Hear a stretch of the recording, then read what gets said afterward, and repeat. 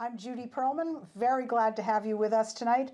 My guest tonight is Quentin Palfrey. We're going to dive into some very intense topics right away. The name of our episode is Protect the Vote. So we're talking about voting. Here we are in January of 2020. We're on a glide path to some really important elections. I'll tell you a little bit about Quentin, but really what we need to do is find out, ask and interrogate, what is voter suppression? What is voter protection? What does it mean for us all? So Quentin is an attorney with a long history. He was in the Obama White House. He was the Democratic candidate for lieutenant governor in 2016? 2018. And he now is leading a national entity called the Voter Protection Corps, working with many, many other leaders across the country, as well as helping us out here in Massachusetts, where he lives.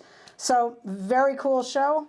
Quentin, what is voter suppression and why do we care about it? Thanks so much. I'm thrilled to be here. Unfortunately, in our election system, people of color, younger people, people who move around a lot, often face obstacles to registering and voting that just aren't faced by other folks in our system. And so when I think about voter suppression, I think of it as sort of two things, right? It's a set of obstacles that voters face. Some of them are the result of intentional efforts. So there are unfortunately folks who try to make it harder for people to register and vote. And then there are a lot of other obstacles that come about as a result of not enough resources or other kinds of problems. Mm-hmm. So it's there's an array of stuff going on. The causality is hard to pull apart sometimes.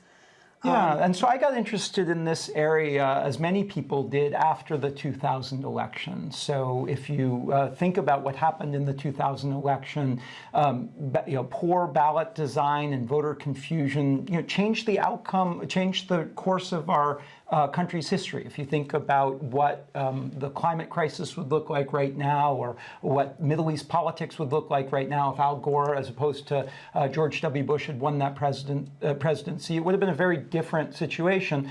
And so the set of challenges that we faced in 2000 really woke a lot of people up to the importance of these elections. I got involved in New Hampshire in 2004. I was the voter protection director for the Kerry campaign.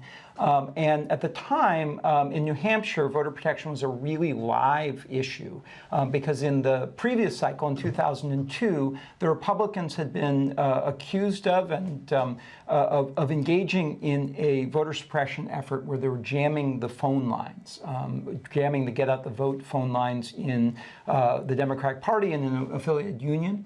And so we were very focused on this issue. There had also been intentional voter suppression aimed at college students. So there was an activist went into the polls and challenged every student voter who came into the Dartmouth polls in Hanover. And the intent was not to actually win those challenges. It was to create long lines and chaos and delay and confusion.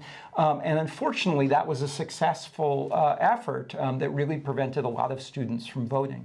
So we mobilized a lot of resources in 2004 to try to make it clear to students that they were entitled to vote. And we were very proud that that was a successful effort. It was the only state in 2004 that flipped from a Republican state to a Democratic state. But I remember at night, we were sitting in the campaign headquarters in Manchester and watching on CNN as we saw these really long lines in the African-American communities in Cleveland and in Columbus, which may well have cost John Kerry the election, but also was this real affront to our democracy when the color of your skin determines how long you wait in line or how hard it is to vote. It's really undermines our election system. I mean, I'm going to sound really naive, but I think I spent most of my time growing up sort of trusting the systems were in place to make sure things were fair, access was equal, stuff like that. And I guess the work that we've been talking about, it's really a deep problem. And as you say, some of it is intentional and others is sort of a lack of capacity, a lack of resources. But I think we've reached a dangerous place in our democracy where a lot of people justifiably feel like our elections are no longer reflecting what voters want to have happen. Some of that is that 2 of the last 5 elections, the person who won the popular vote didn't end up winning the presidency. Some of it is gerrymandering, some of it is campaign finance issues, some of it is voter suppression. But I think we've reached this point where our election systems are not working very well, and that's even setting aside the question of foreign interference in our elections. Yeah. And so I think it's really important that we take a series of steps to reclaim our democracy. One of them is fighting against voter suppression. And some of the work that we're trying to do with the Voter Protection Corps in terms of identifying the kinds of challenges that voters have faced in the past and trying to target solutions of that. But I also think there's a whole series of other steps that we can take, both in our legislatures, in our elections, and in our communities to try to make our democracy work better again. Well, I think it's a very interesting notion that it's very simplistic in a way. Where did it go poorly? Let's look at what happened there and really diagnose. Was it incompetence or was it intention? And then crafting a new solution for that place, but also pulling those lessons out to share them elsewhere. Kind of a meet the problem solvers approach. I think that's entirely right. So every election cycle, so this is the 5th presidential campaign that I've been involved in this set of issues, and every year we recruit, train, and deploy tens of thousands of lawyers to be election day monitors. And most cycles, there's also some post-election litigation. And those are very important efforts, and we're going to need to do those things again. But one of the things that we've learned is that a lot of the challenges that come up on election day are not solvable on election day. A lot of the things that cause those problems actually happened earlier. So if you think about the Bush v. Gore race, or even Andrew Gillum's race last year in Florida, the ballot design problems didn't happen on election day and couldn't be solved in post-election litigation. Those were problems that were decided a year out. When you see a 3 or 4 hour line in an African-American community, you can do some things on election day to try and make that easier to solve those problems. But a lot of the circumstances that led to that happened almost a year in advance. Either they allocated enough resources to have enough poll workers, to have enough machines, to have enough parking, or they didn't. Either political decision makers made it harder for people to vote, or they didn't. And so a lot of the interventions that are going to be most successful in solving these problems have to happen now and in the next 6 months in order to be effective in making sure that this fall's election is free and fair. Yeah, so we have to go upriver. We have to be sort of projecting forward what could go wrong based on what's happened in the past. Yeah. So we were also talking about how there are a bunch of layers of this. There is problematic stuff that happens in the legislatures. There's problematic stuff that happens at the polling places. There are problematic communications messages that go out. And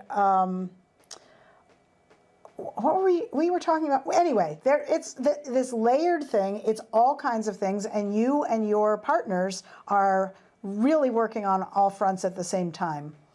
Yeah, I think that's entirely right. I mean, I think that the kinds of challenges that voters have faced in different jurisdictions are quite different. So if you think about last year's elections in Georgia, Stacey Abrams lost the governor's race as a result of a series of things that were not fair. And I think that if every voter had had the ability to register and vote freely, she would be the governor of Georgia. You saw a number of voter purges that had a discriminatory intent. You had the Secretary of State of Georgia was running for governor and was able to manipulate his office for electoral gain. And you also had some decisions that were made that had an argument that it was about resources, but really felt like it was a pretext. So they closed some polling locations in African American communities, but left open polling locations in white communities and made it very much harder for people to get to the polls. And so if you look at the particular circumstances of one election, you need to go in and try and solve those problems. But those problems are quite quite different from what we expect to run into in New Hampshire or Pennsylvania or Nevada, are quite different from the kinds of challenges that are raised by foreign interference in our election. You know, the Russians in the last cycle hacked into a number of voting databases and into the DNC's records. So as you're trying to figure out how to head off the problems that are likely to come this fall, you need to be very specific about where the problems are likely to come up and target your solutions to those problems. Yeah. Okay, so we've unpacked the problem. There are a lot of problems. There are a lot of facets of the problems, and there are a lot of lenses to look through to see and diagnose those problems. So now let's take a breath. This is Meet the Problem Solvers. My guest is Quentin Palfrey, and we're talking about protecting our vote. And now we're going to talk about some of the solutions that you and others have created and are rolling out. And of course, we're going to also talk about what does it mean for us? How can we be part of the solution? So Quentin, tell us about some of the solutions that you have rolled out or that need to be in place for all of us. Sure, that's right. So I think there are a bunch of different layers to this. One of them that I'm focused on is trying to identify through data and by deploying some of the lawyers who have been involved in this over a number of years to try and identify the places that are most likely to have problems and try to debug those problems in advance and try and solve those problems. But I think there are a whole bunch of different things that we can do to make our democracy more fair. So tomorrow in Massachusetts, there'll be a lobby day for something called Election Day registration. So this is a set of rules that allows you not to have to register well in advance of election, but actually to show up on Election Day. If you're entitled to register, you should be able to register that day and vote. This is an important reform. It's been in place in 21 states and DC. It's not in place in Massachusetts and really ought to be. Recently, we passed something called automatic voter registration, which takes on the same set of problems, automatically pulling people into the voting system when they interact with a number of different government services, and that's a very important reform. We should have early voting for all elections, make it easier for people who can't be around on election day to vote over a longer period of time. So there are a number of legislative efforts that we can enact, and the number of states are trying to enact. But I also think that we should invest in our local communities as well. So if you think about one of the things, when I woke up the morning after Trump was elected, I was devastated. But it wasn't just that we had lost the presidency, right? Over the course of a couple of decades, we had also lost the Senate and the House and the governorships and the state legislatures and the courts. And this came about as a result of a series of elections where the Republicans invested in local races, in down-ballot statewide races.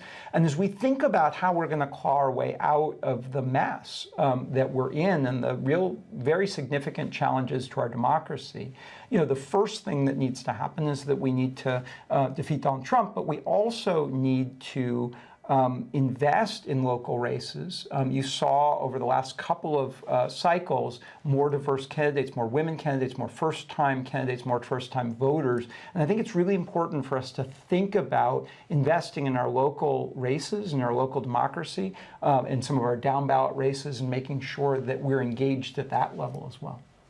That is a really, really smart perspective. And one of the things you talked about was when there is one party or another is really in power, they get to make the Secretary of State designation, or maybe that's an elected thing, whatever. But if that Secretary of State is all in to skew the election results, that state is in really big trouble. Yeah, I think that's right. Local election officials have a very important role to play. Many of them are the heroes of democracy, but some of them do put their thumbs on the scale to make it harder for people to register and vote. And so those races are very important. It's also, there's a series of things that I think have gone wrong for our democracy recently. So gerrymandering and some of the work that Eric Holder and the Obama for America folks and the National Redistricting effort are focused on is reversing some of the really insidious impact of some of the gerrymandering. Our campaign finance laws are very skewed towards wealthy people and wealthy corporations. Unfortunately, Citizens United and Buckley versus Valeo make it very hard to change some of those rules without a long period of time in terms of appointing judges and confirming judges, although there are some important steps that we can take at the local level to reverse Citizens United. But it is an integrated set of challenges. And unfortunately, the Republicans have been very strategic, at least at the national level, in employing these strategies to make it harder for people to vote and to have their voices heard. One other one, I was involved, so as you mentioned, I was in the Obama White House, and prior to being in the Obama White House, I was the Deputy General Counsel for Strategic Initiatives in the Commerce Department. And I was there at the time that we were enacting the 2010 census. And the census is this extraordinarily important effort because it's very hard to actually find and properly count everyone. And a number of the people who are hardest to count are also the people who are politically most disenfranchised. So we went to great lengths to make sure that we could find people of color, younger people, people who move around a lot, people who are homeless. And unfortunately, this cycle, it seems like the Trump administration is really devoted to trying to make it harder for the really excellent civil servants within the U.S. Census Bureau to run a census that is going to count everybody. And unfortunately, what happens as a result of that is that there are a huge number of resource allocation decisions that flow and electoral consequences that flow from the count. Yeah, yeah. We were just talking about the census, and before that, I actually want to go back and ask you to unpack a term that I think I know what it means, but maybe not everybody does, which is gerrymandering. I know it has even the origin of the term, but gerrymandering is so powerful. Just unpack that for us a little bit, if you don't mind. Sure. So the concept of gerrymandering is that when legislatures are drawing the lines for where a district begins and ends, they sometimes do it in a way that protects their own incumbency advantage. So instead of trying to fairly apportion the districts across the state, they try to make certain of the districts be very lopsided in terms of a racial group or in terms of a political group. And to do that, they often will draw very strange shapes. So it looks like a salamander, and so there's sometimes the notion of gerrymandering is tied to that. But if you think about Doug Jones, right? Doug Jones recently won a Senate race in Alabama. He beat a Republican incumbent who had been accused of pedophilia.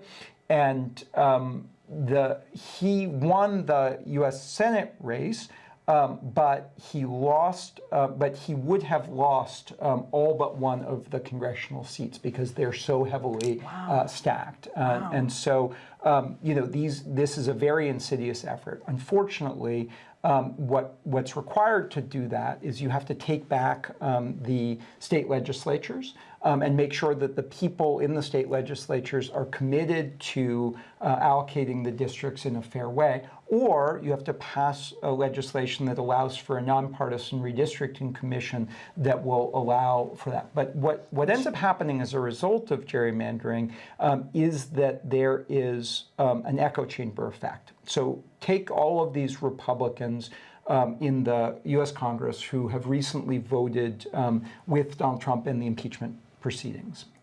It's very hard to find Republicans who will stay in the party and vote against Trump. And part of the reason for that is because these districts are so gerrymandered that they have they have incentives that are derived from districts that are drawn in these very radicalized way. They only need to satisfy their base as opposed to the broader electorate because their districts are drawn in that way. Wow, wow, that's really amazing.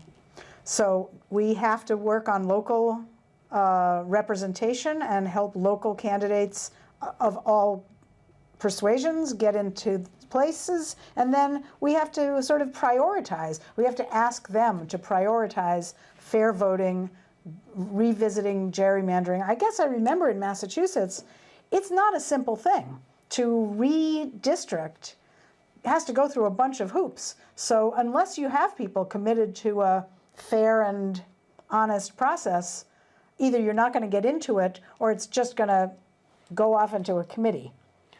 Yeah, so I mean, I think that this set of issues can be really overwhelming, right? I think a lot of us have been very depressed about the way that politics has felt over the last few years. Yeah. And I think it's very easy to get overwhelmed and to think that there's nothing that you can do. And I think that one of the most important things that you can do is get involved at your local level. Right, city council races, state representative races, down ballot statewide races are often things that can be affected by citizen engagement. So in the last cycle, we had a Boston City Council race that was determined by one vote. I was involved in 2016 with the effort to elect U.S. Senator Maggie Hassan. She won by about 900 votes in New Hampshire. And as a result of that, there was, if you remember, the Obamacare vote, the ACA vote, came down to one U.S. Senate race. So 900 votes in New Hampshire may have determined the survival of Obamacare, at least in that one vote. And so I think that it's important for us not to despair and not to give up on our ability to influence these outcomes. But I think the most effective way to be engaged is to be engaged at your local level, to be engaged in local races, to pick candidates that you support, give them some money, give them some time, and help them out. Yeah. Well, I mean, I just want to say that it is overwhelming. I know a lot of people who are really just almost like traumatized. I mean, they're it's really hard to stay engaged. Every time you move your mouse, there's something new. So I think it's really great. I really appreciate that as a takeaway, you're saying there are things that you can do, and part of it is getting involved in local elections. And I think part of it also is following this issue.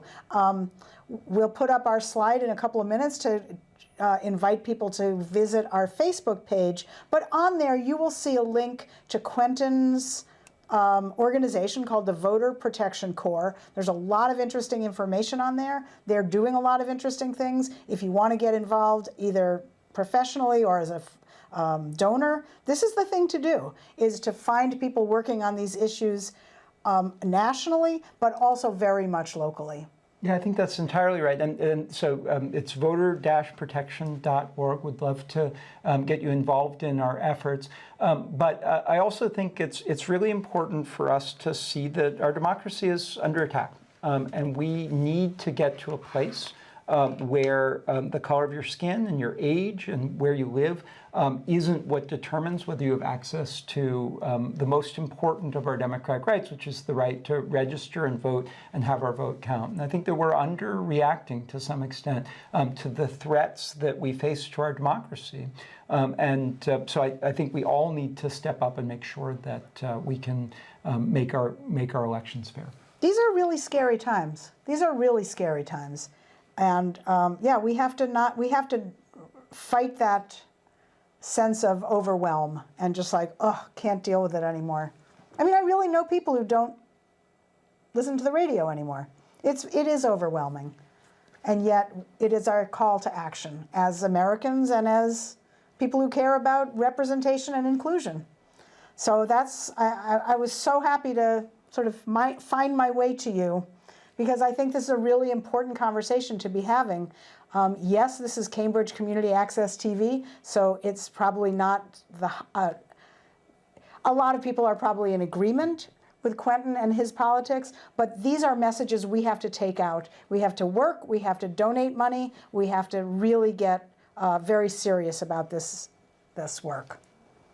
So, Yes, well, yeah, thank you. I'm yeah. thrilled to be on and would love Yeah. to stay engaged with Yeah, you. stay connected. Well, I really want to thank you. This has been really fun and interesting. We're going to now put up our slides so that folks can come to our Facebook page and react to what we've talked about here. Please ask your questions. There's a link there to voter-protection.org.